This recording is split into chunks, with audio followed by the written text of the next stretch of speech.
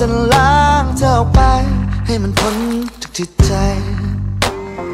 เลยอยากจะถามเธอมีวิธีการทำอย่างไรถึงได้ลบฉันออกไปเพราะในตอนนี้ทุกอย่างข้างในนี้มีแต่เธออยู่ทุกที่มันพอจะมีสักครั้งไหมที่ในนั้นยังมีฉันแค่สักนิด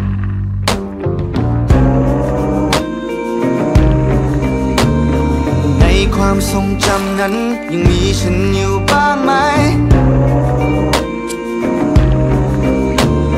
ในใจเธอดวงนั้นยังมีฉันหลงเหลื